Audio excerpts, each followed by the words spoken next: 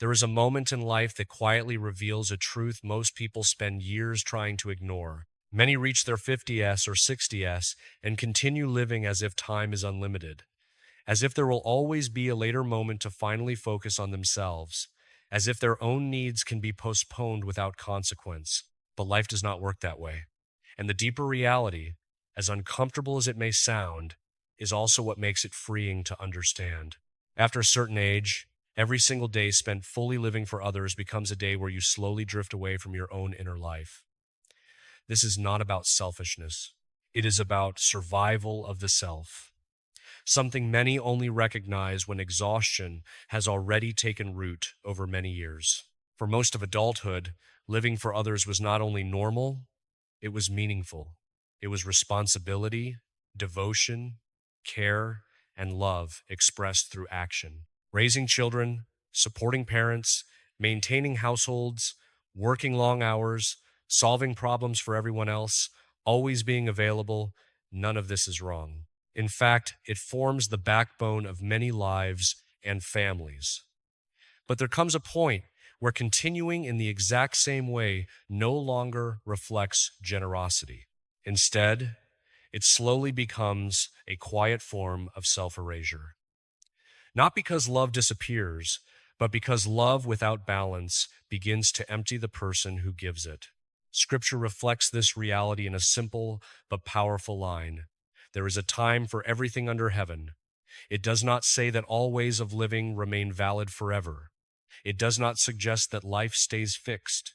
It clearly implies that life moves through seasons, each with its own demands and limits. The difficulty is that many people continue living as though nothing has changed, as though the body does not speak, as though emotional exhaustion is temporary, as though life can be stretched endlessly without cost.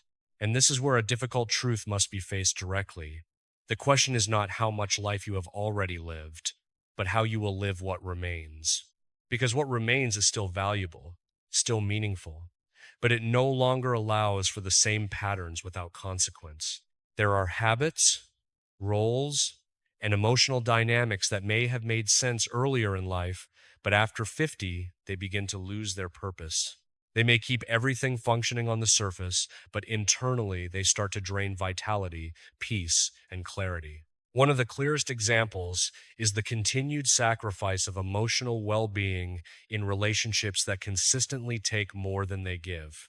It does not matter whether these relationships are rooted in family, long history, or deep familiarity. Time alone does not guarantee health in a bond. Some relationships persist simply because they have always existed, not because they are nurturing. And here lies a deeper question that cannot be avoided. What is happening inside you while you continue to tolerate what drains you?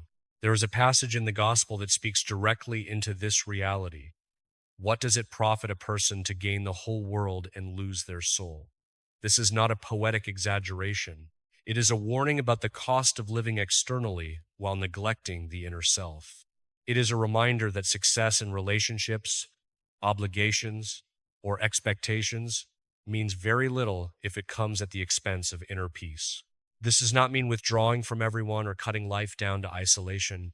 It means ordering life correctly. It means no longer paying with your inner stability for what no longer brings life.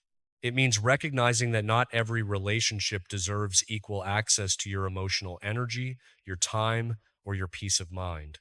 And this realization is only the beginning of a much deeper shift that starts to unfold in this stage of life. Because when you begin to observe closely, a pattern emerges across countless stories of people in their 50s and 60s. Many continue behaving as if they still have unlimited time to delay themselves, as if their personal needs can remain on hold indefinitely, as if their inner life can wait forever while everything else is prioritized. And often, this is not born from selfishness, but from conditioning. For decades, they were taught that living for others was the right path, and in many ways, it was. It was necessary when others depended on them, when responsibilities were non-negotiable, when life demanded full sacrifice. But the problem arises when this same pattern continues without reflection, even when the original conditions have changed. When the role of constant giver, caretaker, or emotional pillar becomes permanent, even when it is no longer required in the same way. At that point, what once gave meaning slowly begins to create silent exhaustion. This is where confusion often begins. Many believe that changing now would be selfish. They think turning inward would betray their history of giving. They feel that setting boundaries would make them cold or unloving. So they continue as before, paying with their emotional health, their energy, and their peace for expectations that no longer align with their present reality. They keep maintaining dynamics that do not nourish life, only demand from it. And over time, the result is a fatigue that is not always visible on the outside, but deeply felt within. There is an ancient wisdom that many only recognize later in life. There is a time for everything under heaven. This includes how we give, how we relate, and how we care for ourselves. Not everything remains appropriate in every season. What was necessary at 30 can become harmful at 60 if it is continued without discernment. Ignoring this is not faithfulness, it is rigidity. And rigidity, over time, always leads to internal suffering. After 50, time begins to feel different, not because it is less, but because it becomes more visible, more finite, more serious. The body begins to speak more clearly. Fatigue is no longer just physical, it becomes emotional and psychological. There is a deeper exhaustion that does not come only from activity, but from long-standing emotional patterns, unspoken boundaries, and years of carrying what was never meant to be carried alone. And here the truth returns again. Every day lived entirely for others at the cost of yourself is a day you move further away from your own life. Recognizing this is not selfishness, it is awareness. Because no one can give endlessly from emptiness. No one can maintain healthy love while disconnected from their own inner center. This is only the beginning of a much larger transformation. After a certain point in life, another truth begins to surface with increasing clarity. Not every relationship deserves the same place in your emotional world. This is something many people sense but hesitate to admit because it challenges long held beliefs about loyalty, family, and duty. Yet experience slowly reveals that proximity, history, or blood connection does not automatically mean emotional safety. Some relationships remain in place simply because they have always existed, not because they contribute to peace or growth. As life moves beyond 50, emotional sensitivity often becomes sharper. The body and mind no longer absorb stress the same way they once did. Situations that were once manageable now leave a deeper impact. Conversations that used to be brushed aside now linger, and relationships that consistently create tension begin to show their real cost. It is not always dramatic or obvious. In many cases, it is subtle. A constant feeling of depletion after interactions, a quiet sense of heaviness that follows certain people or environments. This is where many begin to struggle internally. They feel the impact, but they also feel guilt for acknowledging it. They tell themselves that because someone is family, or because a relationship has lasted many years, they must continue tolerating it as it is. But emotional maturity brings a difficult realization. Endurance is not the same as health, and longevity is not the same as goodness. A relationship can last a lifetime and still drain the life from within it.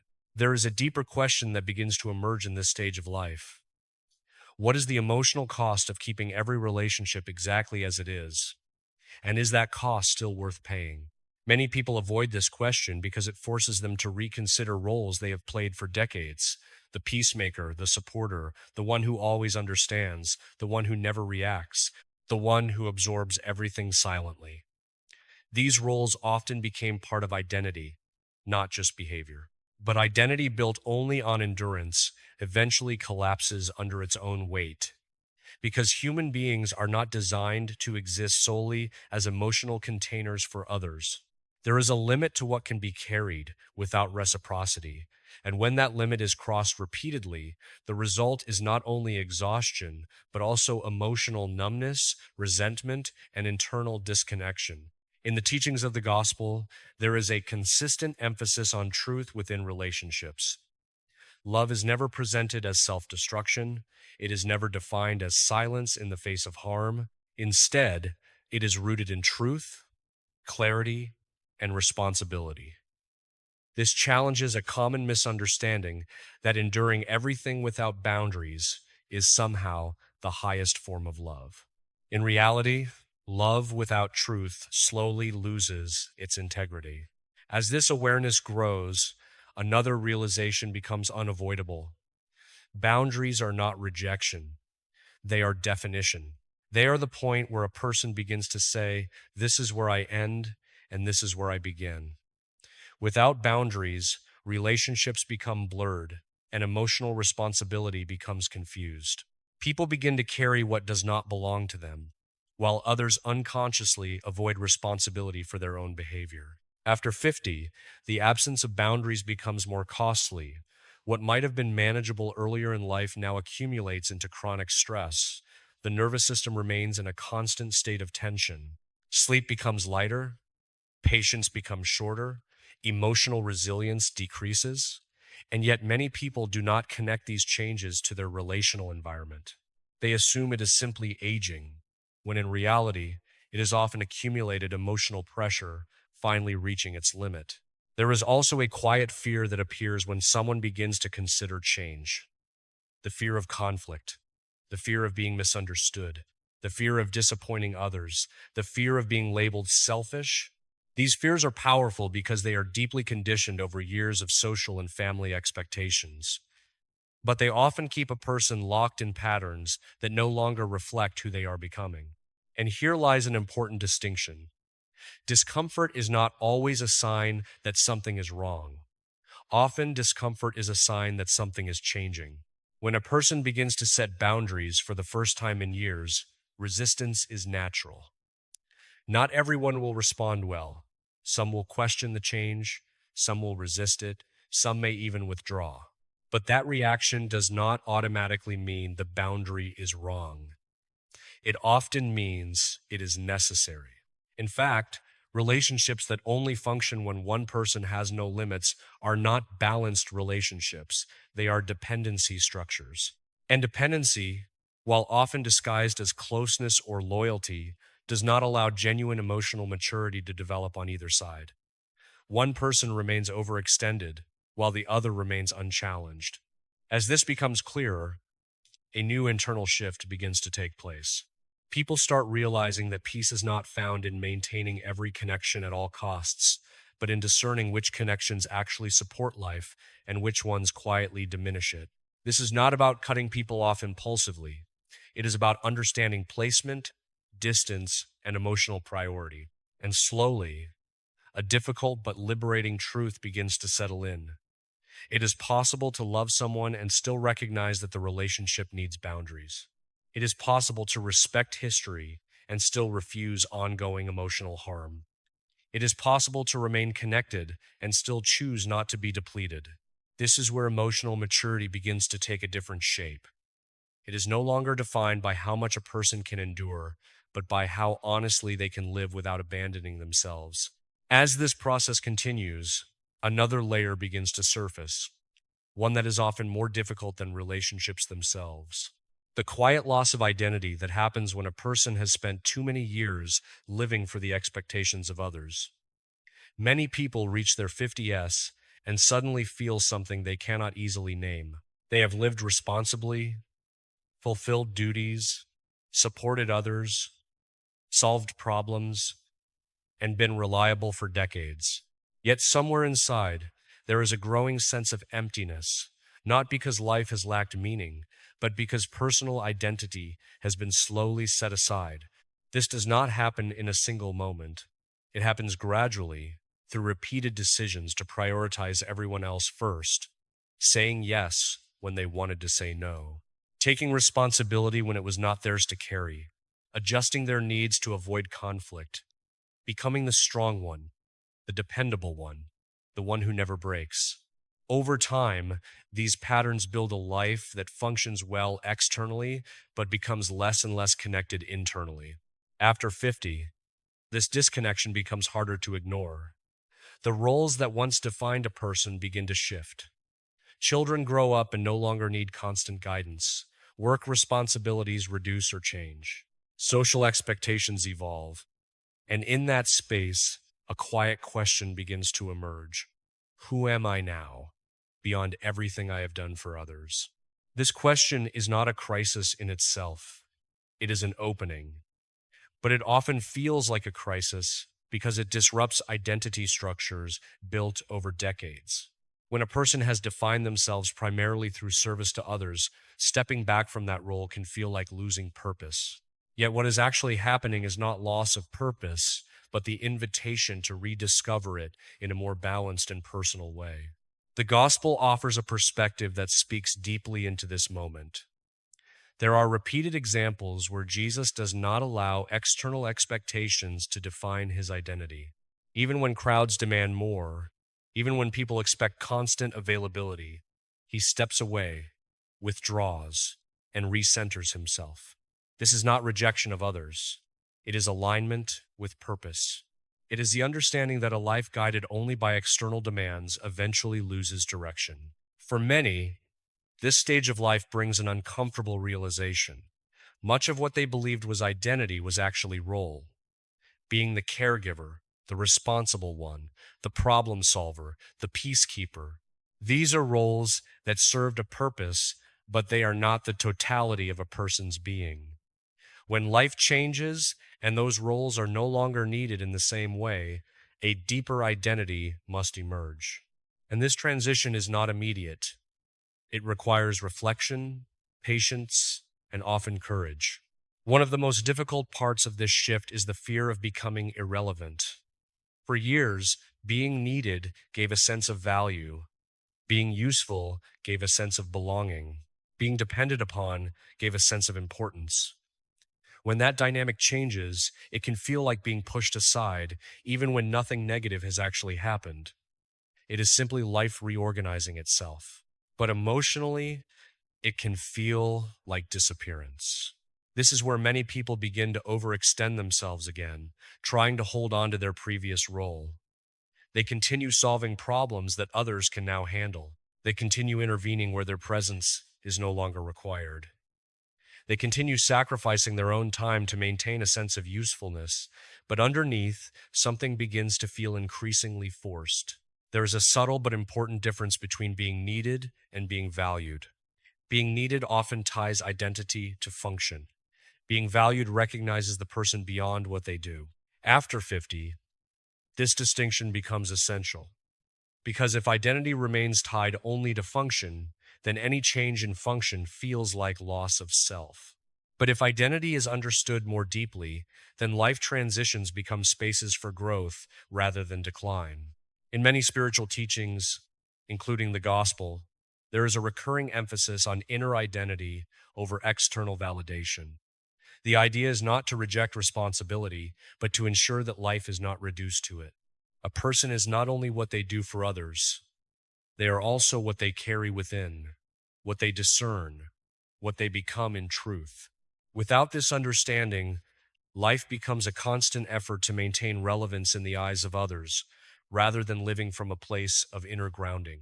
As this realization grows stronger, another layer becomes visible: the emotional cost of constantly living in response to expectations. When a person spends decades adjusting themselves to fit what others need, they slowly lose touch with their own preferences, desires, and boundaries. Not because they disappeared, but because they were repeatedly postponed. Over time, even simple questions like "what do I want?" or "what do I feel?" can become difficult to answer. This is not because the self is gone, but because it has been quiet for too long.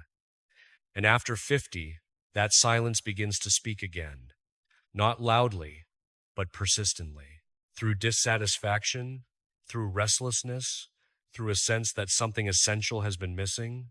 And the more it is ignored, the more it turns into internal tension that cannot be resolved through external success alone. Many people try to solve this feeling by doing more for others, believing that purpose lies in increased responsibility. But often, what is actually needed is not more doing, but more alignment.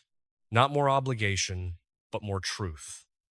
because a life that is constantly stretched to meet expectations eventually loses its center. This stage of life, then, is not about withdrawing from responsibility. It is about rediscovering the self within responsibility. It is about learning that a person can be reliable without being erased, supportive without being consumed, present without being depleted. And this balance is not only possible, it is necessary for long term emotional and spiritual health. And slowly, a deeper shift begins to take place. The question is no longer only what do others expect from me, but also what is still true for me. And that question, once it becomes sincere, begins to reshape everything that follows. As this inner shift continues, another reality begins to surface with quiet force. The way a person has been living on automatic for years without fully noticing it. Many people in their 50s and beyond realize that their days have become structured more by obligation than by conscious choice. They wake up, respond, solve, adjust, fulfill, and repeat. Not because life has no meaning, but because the rhythm of responsibility has become so familiar that questioning it feels unnatural. Over time, this creates a life that is efficient but not always aligned. Everything appears functional on the outside, yet internally, there is a subtle sense of distance from one's own experience. Moments pass, decisions are made, conversations happen, but the person is not always fully present in them. Instead, they are mentally already moving toward the next demand, the next responsibility, the next expectation. After 50, this pattern becomes harder to sustain without consequences. The mind no longer recovers from constant pressure the way it once did. The body no longer compensates for emotional overload as easily, and the inner world begins to send signals that something needs to change. Fatigue becomes deeper, patience becomes thinner, motivation becomes less automatic. These are not signs of failure. They are signs of accumulation. At this stage, one of the most important realizations is that exhaustion is not always caused by the amount of work being done, but by the way life is being lived. Two people can have similar responsibilities, yet experience completely different levels of inner peace. The difference is often not external, but internal alignment. Whether a person is living from conscious choice or from unexamined obligation. The gospel often points toward this distinction in a subtle but powerful way. It repeatedly highlights the importance of intention over appearance, of inner truth over external performance. A life that looks correct on the outside can still be internally disconnected if it is not rooted in authenticity. This is why moments of withdrawal, reflection, and solitude are not presented as escape, but as restoration. Many people, however, resist this stage of reflection because they associate it with stopping. But reflection is not stopping life, it is re entering it with awareness. Without it, life becomes a sequence of reactions rather than conscious direction. And after 50, continuing only on reaction mode becomes increasingly unsustainable. There is also another layer that becomes more visible in this stage: the emotional weight of unresolved patterns. Over the years, many individuals have developed ways of coping that kept them functioning but did not resolve the underlying imbalance. Saying yes too often, avoiding difficult conversations, carrying emotional responsibility for others, minimizing personal needs. These patterns, once adaptive, slowly become burdensome when they are never updated. What once allowed a person to maintain harmony can later become the very thing that disturbs it, because harmony built on self-suppression is not stable. It eventually turns into quiet resentment, fatigue, or emotional withdrawal. And these states are often misunderstood as personality changes, when in reality, they are signals of long-term internal overload. At this point, many begin to feel a growing disconnect between who they are and how they are living. Not in a dramatic way, but in a persistent background feeling that something is off. They may not have words for it at first. They only sense that their energy is not fully their own, that their time is not fully aligned with their needs, that their life feels overly shaped by external demands. This is where a crucial question begins to emerge. What parts of my life are truly chosen, and what parts are simply continued out of habit? This question is not meant to create guilt, but clarity, because clarity is what allows change to begin. In the teachings of Jesus, there is a consistent invitation to awareness, not awareness as judgment, but awareness as truth. A call to see clearly, without illusion, what is happening within the heart and within life itself. Because without seeing clearly, no real transformation is possible. Patterns continue simply because they are not questioned. After 50, questioning becomes not only helpful but necessary. Because time is no longer experienced as infinite, choices begin to carry more weight, consequences become more visible, and the cost of remaining unchanged becomes higher than the discomfort of change itself. One of the most difficult realizations in this stage is that many people are not actually tired from life itself, but from the way they have been living it. Life, in its essence, is not necessarily overwhelming, but living without boundaries, without reflection, and without alignment creates a constant internal pressure that eventually manifests as exhaustion. This is why moments of pause become essential, not as luxury, but as recalibration, a chance to step out of automatic patterns and ask whether the current direction still reflects who a person is becoming. Because identity is not fixed, it evolves. And when life does not evolve with it, tension naturally arises. Slowly, a deeper understanding begins to form. Continuing out of habit is not the same as living with purpose, and after 50, that distinction becomes impossible to ignore.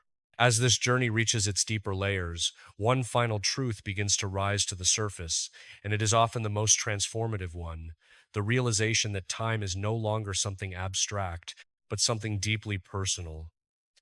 After 50, life is no longer experienced as an endless horizon of possibilities, but as something precious, measurable, and real. This shift is not meant to create fear, but awareness, because awareness changes how a person chooses to live each remaining day. At this stage, many people begin to recognize how much of their life has been spent waiting for the right moment, waiting for stability, waiting for others to change, waiting for responsibilities to ease, waiting for permission to finally live differently. But life, in its quiet consistency, does not pause for those conditions to be met. It continues moving, regardless of readiness or hesitation. This is where a powerful inner conflict often appears. On one side, there is the weight of habit, responsibility, and long established patterns. On the other, there is a growing inner voice that asks for something different: more truth, more alignment, more presence. And between these two forces, a person begins to feel the tension of choice more clearly than ever before. The gospel speaks into this tension with remarkable simplicity. Do not worry about tomorrow, for each day has enough of its own concerns. This is not a dismissal of planning, but a recentering of life in the present moment. Because life is not lived in theory, nor in future imagination, but in the reality of today. And when today is constantly sacrificed for a distant later, life slowly becomes something postponed rather than lived. After 50, postponement becomes more visible in its consequences. Dreams that were delayed too long begin to feel heavier. Conversations that were avoided begin to feel more urgent. Decisions that were postponed begin to feel unavoidable. And yet, many still hold on to the idea that there will be a better moment ahead, a moment with fewer risks, fewer fears, fewer complications. But that moment rarely arrives on its own. What often emerges instead is regret, not always loud, but quiet and persistent. The realization that much of life was spent preparing for a version of living that never fully arrived. And yet, even within this realization, there is still an opportunity, because awareness, even when delayed, still opens a door to change. One of the most important truths in this stage of life is that change does not require perfect conditions. It requires decision. It requires the willingness to begin from where one is, not from where one wishes to be. Many people believe they must first feel ready, certain, or fully confident before making any shift. But in reality, readiness often follows action, not the other way around. This is especially true when it comes to long held patterns of living for others, postponing personal needs, or remaining in emotionally draining cycles.